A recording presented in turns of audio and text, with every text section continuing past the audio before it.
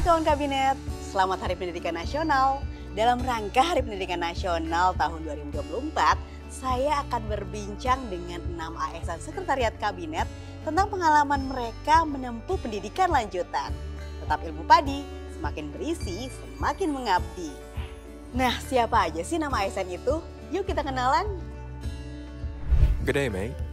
Salam hangat dari Melbourne, Australia. Perkenalkan, saya Fardan. Halo, perkenalkan nama saya Hana Rahma Arimbi, biasa disapa Hana. Halo, perkenalkan nama saya Nisa Askanabila. Halo semua, salam dari Madison, Wisconsin, Amerika Serikat. Perkenalkan saya Andrian Fauzi atau yang biasa dipanggil dengan Andrian.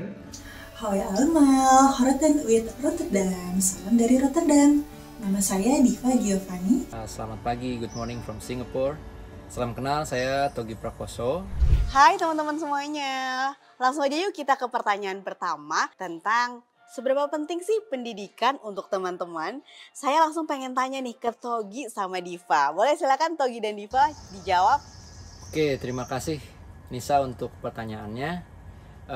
Jadi pentingnya pendidikan itu sangat terlihat ketika kita pertama kali masuk ke kampus Likuan U School ini. Quotes yang pertama kita lihat untuk menyambut kita adalah ini. Knowledge reshapes destiny.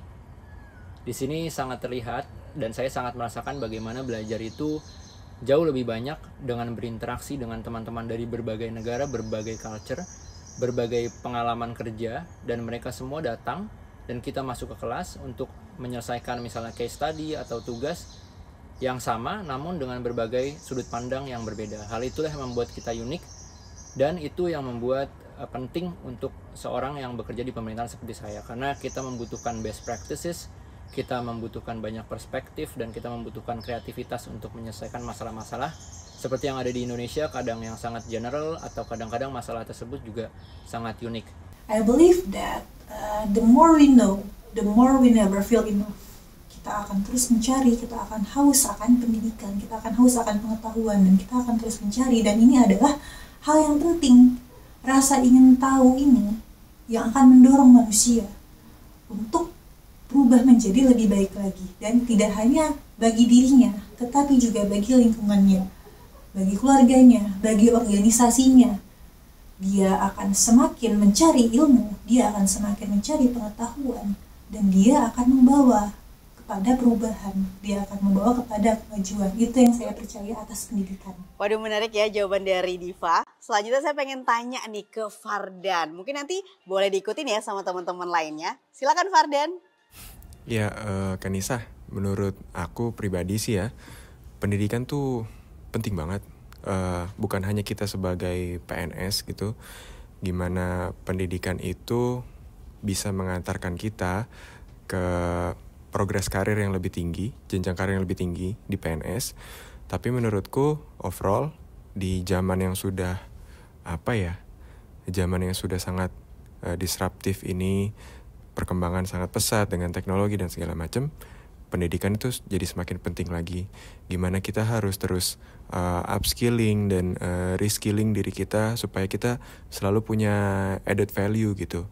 Bagi saya, dengan pendidikan kita akan bisa mendapatkan tambahan ilmu, tambahan pengetahuan, juga tambahan keahlian. Yang mana dengan tambahan-tambahan tersebut kita bisa menjadi pribadi yang lebih produktif, menjadi pribadi yang lebih bermanfaat lagi buat lingkungan sekitar kita. Dan saya juga percaya bahwa tentang never end learning atau pendidikan sepanjang hidup kita. Oke, kita langsung aja ya ke pertanyaan kedua. Pertanyaannya adalah gimana sih bentuk nyata dukungan dari kantor saat teman-teman ingin mendaftar kuliah atau mendaftar program-program yang ingin diikuti. Boleh dong diceritain teman-teman? Dukungan dari kantor dalam usaha saya untuk melanjutkan pendidikan itu sangat besar sekali, Mbak Nisa. Di tahun 2016, saya pernah curhat langsung nih sama Pak Seskap. Waktu itu saya bilang, Pak, pegawai-pegawai Seskap itu pintar, mereka tuh bisa lanjut kuliah ke luar negeri, tapi kita butuh dukungan, yaitu apa? Bahasa Inggris. Kita butuh training yang bagus untuk mencapai target IELTS terutama, yang biasanya menjadi syarat bagi pemberi beasiswa. Nah, Pak Seskap itu sangat mendengarkan sekali masukan saya waktu itu, dan alhamdulillah itu sudah direalisasikan. Sudah ada training untuk IELTS, training untuk bahasa Inggris. Jadi pegawai Seskap itu nggak perlu minder lagi kalau mereka ingin melanjutkan skop pendidikannya ke luar negeri. Khususnya lagi, dari Deputi Bidang Perekonomian juga sangat mendukung pegawainya untuk melanjutkan sekolah lagi. Pak Deputi waktu itu tidak hanya memberikan support berupa rekomendasi, tapi juga mendorong secara moral supportnya untuk mendorong seluruh pegawainya untuk meningkatkan kapasitas, salah satunya melalui pendidikan. Nah, ini merupakan salah satu keuntungan saya bekerja di lingkungan Sekretariat Kabinet. Karena apa? Karena Sekretariat Kabinet, seluruh pimpinan yang mulai dari yang paling tinggi, pucuk pimpinannya sampai atasan saya langsung, itu memberikan support yang luar biasa untuk saya dapat menambah ilmu mengikuti program apapun. Mungkin sebagai informasi, ini adalah kali ketiga saya mencoba untuk mengikuti program Wesley PIP ini. Dan sepanjang perjalanan saya itu, pimpinan saya selalu memberikan dukungan yang luar biasa sekali. Mulai dari memberikan surat rekomendasi untuk saya mengikuti program ini, kemudian ketika saya sudah keterima, rekan-rekan di SDM, kemudian juga pimpinan kita Pak Pramono Anil memberikan dukungan support yang luar biasa sekali terkait dengan proses administrasi hingga saya dapat berangkat ke Amerika seperti saat ini. Saya ini bukan yang pertama kali gitu. Dari senior-senior sebelumnya dari Setkap banyak yang sudah berhasil menjadi awardee Australia Awards gitu. Itu kan bukti nyata bahwa Setkap selalu mendukung. Kemudian untuk proses saya sendiri dulu, dari pertama apply Australia Awards ini, dari Setkap sudah menyediakan jalannya lah, yang jelas gimana prosedurnya untuk saya bisa apply. Saya pun dibantu di setiap langkahnya gitu, dari mendapatkan nominating agency declaration sampai mendapatkan paspor dan izin tugas belajar gitu. Itu semuanya saya merasa difasilitasi. Dan yang terakhir mungkin ya, sebelum kesini kan saya pamit lah ya sama semuanya. Dan secara berjenjang gitu, baik dari Kasubit saya, Kabit saya, Asdep saya, Deputi, kemudian dari SDM juga Ibu Karo, dan Pak Wases, Pak Seskap, semuanya memberikan saya menangkap adanya dukungan itu, untuk saya studi lebih lanjut, dan saya menangkap adanya harapan, dan semoga dengan studi saya ini saya bisa kembali menjadi pegawai yang lebih baik dan lebih berkinerja. Salah satu bentuk dukungan nyata yang saya terima dari organisasi, salah satunya melalui dukungan yang diberikan oleh atasan-atasan langsung saya ketika saya hendak mendaftar, baik itu untuk program pendidikan eksternal maupun program pendidikan internal yang ditawarkan oleh Sekretariat Kabinet.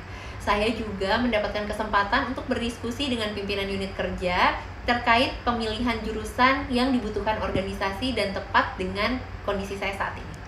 Tadi kan kita udah dengar nih tentang dukungan dari kantor. Selanjutnya saya pengen dengar cerita dari teman-teman nih. Apa sih sebenarnya alasan yang mendorong teman-teman untuk mendaftar kuliah atau mendaftar program-program yang diikuti? Kenapa saya kuliah lagi? Ini juga pertanyaan yang cukup banyak ditanyakan orang-orang kepada saya. Karena sejujurnya saya sudah punya posisi yang cukup baik, punya jabatan yang baik di Sekretariat Kabinet. Dan saya melepas semua itu untuk kuliah lagi. Saya merasa bahwa at some point in our career that kita tuh butuh untuk riset, kita butuh untuk memulai kembali. Saya sudah kerja selama 10 tahun di Sekretariat Kabinet, dan semua pengalaman saya selama 10 tahun itu sudah penuh di dalam kepala ini. Tapi pengalaman ini ketika tidak diimbangi dengan basic ilmu, yang tepat, maka dia rawan untuk tidak diaplikasikan secara tepat juga. Saya selama ini merasa sejak saya berada di Kedeputian Bidang Kemaritiman dan Investasi bahwa ada gap antara bidang ilmu saya, yaitu saya S1-nya ekonomi, dan juga pekerjaan yang saya tekuni, yaitu kemaritiman. Itu ada gap yang perlu untuk dijembatani, yang tidak bisa hanya dengan pengalaman atau experience dalam pekerjaan kita sehari-hari, tetapi juga butuh untuk basic ilmu yang tepat, dan juga best practice pengalaman yang dilakukan di negara-negara lain. Karena aku kan di sini ngambil Master of International Relations, sementara kerjaanku itu kan sebagai analis hukum di Subbidang Strategi Pertahanan, dan itu memang sangat terkait lah.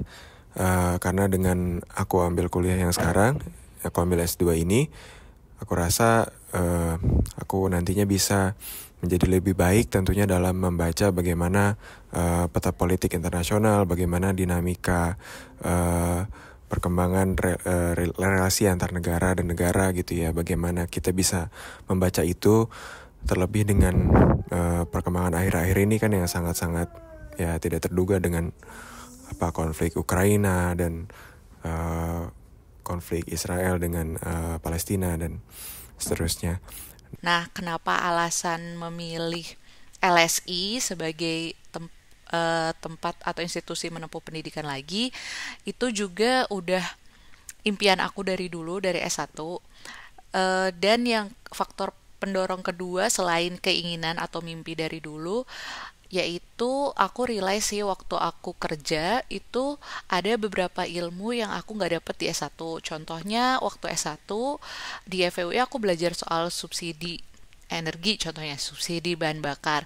Nah, tapi sewaktu di pekerjaan aku melihat bahwa subsidi itu banyak komponen, kebijakan subsidi itu banyak faktor yang mempengaruhinya, contohnya politik, juga aspek sosioekonomi pada saat itu. Jadi kebijakan publik itu sangat kompleks. Itu kenapa aku memilih studi lanjutan kebijakan publik. Alasan saya untuk menempuh pendidikan lebih lanjut, salah satunya sebagai media untuk mengembangkan diri. Di samping itu, ketika bekerja saya juga merasa saya memiliki limitasi-limitasi pengetahuan teknis, sehingga dibutuhkan dukungan dalam bentuk pendidikan formal guna menunjang pekerjaan saya agar lebih optimal dan efisien. Saya juga berusaha untuk membuktikan kepada diri saya sendiri bahwa meskipun saya perempuan dan saya sudah berkeluarga, tapi saya tetap bisa berpendidikan tinggi, berkarya, dan berdaya. Jadi kalau saya harus disuruh bercerita tentang alasan kenapa sih saya mengikuti program ini, dengan mengikuti program ini, saya bisa langsung terbang ke Amerika dan melihat langsung tentang hal-hal yang menjadi pekerjaan saya di Sekretariat Kabinet, tentunya di bidang pemberdayaan perempuan dan perlindungan anak. Di sini saya akan belajar, saya akan ditempatkan di kantor Senator State of Wisconsin, Kelda Royce. Kebetulan beliau merupakan pejuang pemberdayaan perempuan dan perlindungan anak. Jadi selama 6 minggu saya akan belajar di sini, mengetahui bagaimana sih proses kebijakan tentang pemberdayaan perempuan dan perlindungan anak. Oke, alasan saya ingin belajar dan kuliah lagi adalah karena saya sadar selama di Sekretariat Kabinet saya bekerja, ada begitu banyak hal-hal yang bisa dipelajari dan hal-hal yang bisa dieksplor lebih dalam lagi dari apa yang saya kerjakan sehari-hari di kantor. Dan alasan yang kedua, karena kalau dari sisi kebijakan publik, Singapura itu termasuk salah satu yang terbaik di dunia. Dan banyak dari alumni-alumni dari universitas dan kampus saya ini yang menjadi ASN di Singapura, dan mereka juga menjadi pejabat yang kemudian mengajar di kampus ini. Dan yang terakhir, alasannya adalah karena di Lee Kuan Yew School ini banyak fokusnya dan studinya yang ada di Asia Tenggara, dan juga terlebih di Indonesia. Jadi menurut saya hal itu nantinya akan membantu saya untuk mengaplikasikan apa yang dipelajari di sini dengan lebih mudah di Indonesia. Wah, luar biasa sekali ya alasan dari teman-teman ini. Semoga nanti ketika kembali lagi ke kantor bisa langsung menerapkan ya ilmu-ilmu yang sudah dipelajari untuk pekerjaan dan juga untuk Indonesia pastinya. Selanjutnya pengen tahu dong cerita dari teman-teman tentang pengalaman suka dan duka yang teman-teman alami nih selama menjalani perkuliahan atau selama menjalani program-program itu. Boleh dong diceritain teman-teman? Wah, kalau mau dijelasin kayak banyak banget pengalaman yang berkesan. Yang pertama adalah kesempatan untuk mengerjakan proyek dengan World Bank. Ini merupakan mimpi besar aku untuk bisa bekerja di World Bank, dan itu terwujud melalui kerjasama dari LSI dengan World Bank untuk capstone project atau project akhir, tugas akhir. Jadi di situ ada berbagai institusi yang bekerja sama dengan LSI, dan kita bisa apply atau memilih institusi mana kita akan bekerja. Nah, waktu itu aku mengerjakan proyek indeksasi untuk bantuan sosial di negara berkembang yang merupakan salah satu proyek dari World Bank. Kalau selama studi yang sudah saya rasakan beberapa bulan ini, di sini tuh lebih menitik beratkan ke self learning sih. Itu yang beda sama gimana belajar di Indonesia gitu ya. Self learning, jadi lebih gimana mereka mau melihat effort kita untuk belajar di waktu kita sendiri, gimana kita bisa mengikuti modul online, gimana kita bisa mengikuti tugas-tugas gitu. Kalau untuk kuliahnya sendiri sih nggak, dia lebih menekankan ke diskusi aja kalau di sini tuh. Jadi lebih banyak diskusi sehingga kita banyak belajar mandirinya, self learningnya. Nah itu yang menurut saya ya saya perlu penyesuaian lah awal-awalnya. Tapi untungnya kampus-kampus di sini terutama Monash itu menyediakan lah banyak fasilitas buat kita bisa self learning dengan baik. Library-nya oke gitu, kemudian ada tempat belajar yang oke, tempat diskusi, online resources-nya juga lengkap dan segala macam. Karena beasiswa internal sekretariat kabinet dilakukan sambil bekerja, maka salah satu langkah untuk menyeimbangkan antara pekerjaan dan proses perkuliahan adalah dengan menentukan skala prioritas dan melakukan manajemen waktu. Ada satu momen yang sangat berkesan ketika saya harus kuliah, saya harus melaksanakan tugas di kampus sampai pukul 3 pagi. Saat itu sedang bulan puasa, anak saya sakit dan deadline pekerjaan sedang banyak-banyaknya. Maka yang harus dilakukan adalah menentukan skala prioritas tadi. Salah satu film yang paling berkesan adalah saya ke Department of Treasury, di mana itu berada di lingkungan White House. Jadi saya merasa pulang nih, saya berasal dari lingkungan istana dan kembali ke sini ke lingkungan White House. Dan ketika saya pindah ke penempatan saya di Madison State of Wisconsin, itu saya belajar lebih banyak lagi tentang bagaimana sebuah kebijakan diproses, bagaimana jalannya pemerintahan di Amerika Serikat ini, terutama untuk di level State of Wisconsin gitu. Jadi saya mendapatkan banyak sekali pengalaman dan hal-hal yang luar biasa sekali. Selain itu juga saya dapat terhubung dengan sesama fellows dari Asia Tenggara. Kebetulan untuk tema saya Government and Society, ada 26 fellows dari seluruh negara ASEAN dan juga Timor Leste. Saya bisa sharing pengalaman bagaimana sih kehidupan jalannya pemerintahan di negara ASEAN dan juga Timor Leste. Saya juga bisa bercerita bagaimana hal-hal yang terjadi terkait dengan terutama di bidang saya, pemberdayaan perempuan dan perlindungan anak di seluruh negara ASEAN. Itu luar biasa sekali. Kalau bicara pengalaman berkesan ya Mbak, banyak sekali sih yang berkesan di sini ya, karena Belanda itu such a unique country. Dia semuanya serba teratur nih di sini. Ada jalur khusus untuk mobil, sepeda, pejalan kaki. Semua orang sangat patuh pada aturan, mengikuti aturan gitu. Jadi mungkin ketika pertama datang kita ada shock sedikit ya. Ketika mau menyeberang jalan, sesimpel menyeberang jalan, semua mobil berhenti memberi jalan untuk pejalan kaki. Mungkin itu agak kaget sedikit. Kalau bicara soal pelajaran nih, saya juga agak shock waktu di awal-awal karena yang namanya kuliah di luar negeri pasti pengantarnya adalah bahasa Inggris. Jadi memang ada kendala bahasa ketika kita mungkin tidak terbiasa dalam sehari-hari menggunakan bahasa Inggris. Sekarang harus menggunakan bahasa Inggris dalam setting ruang kelas, dalam setting pelajaran. Kemudian ada tugas, ada essay, ada exam, dan so many deadlines. Mungkin di awal-awal saya sempat burn out nih, sempat burn out, sempat stres, saya sempat nangis kayak mau pulang aja. Tapi itu sudah bisa mengikuti dengan baik, sudah bisa menyesuaikan diri, adaptasi, karena juga terima kasih kepada dukungan dari keluarga saya yang selalu menjadi tempat curhat. Kemudian juga ada teman-teman di sini, sesama teman-teman anak-anak Indonesia. Kita sering kumpul, kita sering belajar bareng. Ketika kuliah, pelajaran yang didapat itu nggak hanya di dalam kelas, tapi juga di luar kelas. Bagaimana kita bisa adaptasi dengan lingkungan yang baru, bagaimana kita bisa belajar mengenal orang-orang baru di sekitar kita, bagaimana kita belajar untuk be open-minded, untuk berpikiran terbuka, untuk menambah wawasan kita supaya tidak kerdil pikirannya. Kalau soal pelajaran yang berat mungkin di awal-awal ya, karena di sini banyak belajar hal-hal yang sudah lama banget kita pelajari waktu S1 dulu, dan untuk waktunya, pembagian waktunya juga itu cukup menantang karena saya pagi sampai siang harus kelas dan malamnya untuk ngerjain tugas. Jadi itu adalah tantangan awal-awal masuk. Tapi kembali saya ingat pesan Pak Seskap, kita harus happy. Jadi saya tidak mau itu membuat saya stres. Jadi saya tetap happy dan saya berusaha balancing antara belajar, bersenang-senang, main. Karena kalau tidak senang nanti hasil pelajarannya juga akan jelek.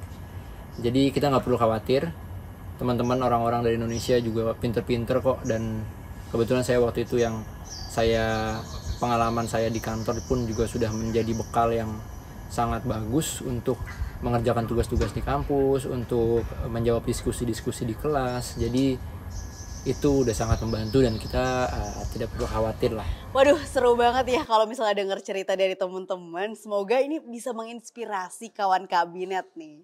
Nih nyambung juga nih ke pertanyaan terakhir, pertanyaan berikutnya. Gimana sih tips dan trik dari teman-teman untuk bisa dapetin kuliah atau mengikuti program-program yang teman-teman sudah ikuti nih? Mungkin pesan-pesannya planning sih. Jangan lupa teman-teman yang mau kuliah di luar negeri, terutama yang lewat beasiswa, planning adalah kunci ya. Planning adalah kunci. Jadi step by step gitu, langkah-langkah kecil kita mulai lakukan. Mungkin bisa mulai dari persiapkan IELTS-nya dulu, lalu kita bedah lah tuh, kita pelajari berkas-berkas beasiswanya. Mungkin kalau dari tahun ke tahun itu kan gak akan banyak berubah ya. Jadi dari jauh-jauh hari bisa dikeker-keker dulu lah, berkas-berkasnya apa saja yang harus disiapin, apa yang belum gitu. Dan semua itu kalau bisa di timeline gitu. Jadi untuk ditarget lah ya, untuk bulan ini apa yang harus selesai, bulan ini apa yang harus selesai, bulan ini apa yang belum gitu. Itu mungkin yang pertama. Yang kedua, mungkin teman-teman kawan kabinet bisa banyak ini sih, reach out ke alumni beasiswa yang kawan kabinet pengen gitu. Misalkan pengen ke LPDP ya, reach out ke alumni LPDP. Di situ bisa diskusi soal bagaimana membuat esainya yang bagus, bagaimana proses beasiswa, bagaimana bisa apply proses beasiswanya dengan lancar gitu ya. Banyak sih yang bisa di-sharing kalau teman-teman reach out gitu ke alumni beasiswanya. Kalau saya sendiri sih dulu, karena di Setcap banyak alumni Australia Awards ya, saya banyak diskusi lah sama mereka, dan mereka alhamdulillah banyak bantu saya dalam persiapan berkas beasiswa saya. Yang terakhir ya mungkin kawan kabinet bisa ini ya, ikut, kalau saya lihat tuh di sosmed gitu banyak yang ngadain Zoom gratis sih untuk persiapan beasiswa apapun itu. Banyak yang mengadakan Zoom gratis, itu bisa diikuti, itu sangat bermanfaat kalau saya lihat sih. Dan jangan lupa stay update dengan beasiswanya, dengan ngelihat dari sosmed beasiswanya ataupun websitenya. Mungkin ada 3 kali ya yang bisa aku share. Yang pertama adalah memiliki motivasi yang kuat gitu. Karena jujur buat aku sendiri, dari pengalaman aku dapat beasiswa ini di percobaan ke-8. Dari aku lulus S1 sampai aku akhirnya berhasil tuh aku ada 7 kali gagal. Jadi motivasi yang kuat itu bisa mendorong kita untuk oh ya udah nggak apa-apa gagal, kita coba lagi, kita evaluasi dan kita coba lagi. Itu yang pertama. Dan yang kedua itu punya mentor. Ini menurut aku salah satu faktor kenapa aku berhasil di percobaan aku yang ke-8. Karena sebelum itu aku mencari atau mengapproach mentor yang dia juga alumni program yang di jurusan aku, yaitu di Public Policy. Dia juga alumni LSI. Nah, masukan kenapa mentor ini kalau bisa sangat spesifik, karena dia bisa memberikan input yang super spesifik, sampai dia bisa kasih masukan soal mata kuliah apa yang kamu mau ambil, atau misalnya dia bisa ngasih masukan terkait pemilihan tempat tinggal, contohnya. Itu yang kedua. Nah, yang ketiga adalah latihan. Jadi, waktu untuk wawancara, untuk menulis esai gitu, itu butuh latihan. Dan menurut pengalaman aku, mock up interview itu membantu banget. Jadi kita bisa melatih diri kita, mengkondisikan diri kita menjawab pertanyaan dengan pressure seperti wawancara. Jadi pas wawancara udah nggak kaget lagi. Jadi latihan ini bukan masalah menghafal jawaban, tapi mempersiapkan mental kita. Pesan mungkin ya untuk kawan kabinet semua. Jadi buat saya kepada kawan kabinet semua yang ingin terus mencari ilmu, menambah pengalaman, ayolah cari ilmu setinggi-tingginya. Banyak sekali kesempatan yang bisa kita ambil, yang bisa kita tempuh untuk bisa menambah ilmu kita. Tidak hanya pendidikan formal dengan bergelar, ada juga program-program lain yang tidak kalah memberikan manfaat dan tidak kalah memberikan keuntungan bagi kita untuk bisa belajar di luar negeri, tidak hanya di Indonesia gitu. Jadi cari informasi sebanyak-banyaknya dan juga tidak gentar gitu, harus tetap gigih gitu. Karena saya bisa tembus di Wisely PFP ini setelah percobaan ketiga gitu. Kalau misalnya saya di percobaan pertama gagal dan saya menyerah, tentunya tidak akan ada saya di sini. Waktu saya mendaftar di LPDP, itu saya interview hanya menceritakan lagi apa yang sudah saya tuliskan di esai saya. Waktu itu yang saya tulis di esai dan saya ceritakan adalah pengalaman kerja saya di Setkap, bagaimana saya ikut sidang kabinet, bagaimana melihat kebijakan itu dibuat, bagaimana saya ikut kunjungan presiden untuk melihat berbagai challenge-challenge di daerah-daerah di Indonesia. Jadi ini adalah hal yang unik dan yang waktu itu hanya saya aja yang punya. Tapi ini tidak hanya untuk kawan-kawan ASN, tapi untuk semua teman-teman dari berbagai profesi juga punya unique selling point yang sama. Mau itu kita dari ASN, mau itu kita dari startup, mau kita dari digital marketer, atau kita dari swasta lainnya, semua pasti punya hal-hal yang bisa menjadi menarik dan sangat berguna untuk masyarakat nantinya gitu. Jadi ketika kita bisa memanfaatkan pengetahuan kita dan pengalaman kita ini dengan baik, kita komunikasikan dengan clear, dengan baik, itu pasti nanti akan lebih percaya diri dan yakin, dan kita bisa berhasil diterima di beasiswa dan universitas impian. Begitu. Semangat dan jangan menyerah, terus berjuang untuk mendapat apa yang kita inginkan. Untuk teman-teman yang saat ini sedang berpikir, oh aku mau kuliah nih, tapi gimana memulainya? Mulai dulu aja. Kamu cari informasinya, itu ada di mana-mana, di website bisa, di internet, everything is accessible right now gitu, gampang banget diakses. Baca yang banyak dan just go for it. Jangan merasa kayaknya aku nggak bisa deh. Bisa, yakin pasti bisa. Kamu pasti bisa. Oke, luar biasa sekali ya teman-teman. Tapi emang benar tadi ya, yang penting, yang utama adalah mulai aja dulu. Karena selalu ada jalan nih buat teman-teman yang ingin berusaha untuk menggapai cita-cita. Dan nanti pastinya kalau misalnya sudah mendapatkan ilmu, jangan lupa ilmu padi ya. Semakin berisi, semakin mengabdi untuk Indonesia. Boleh nih tepuk tangan virtual buat teman-teman saya tadi dan juga buat kawan kabinet. Terima kasih buat kawan kabinet yang sudah menonton bincang-bincang saya dengan 6 ASN Sekretariat Kabinet. Semoga menginspirasi ya kawan kabinet. Terima kasih sudah menonton tayangan ini. Selamat Hari Pendidikan Nasional. Bye kawan kabinet.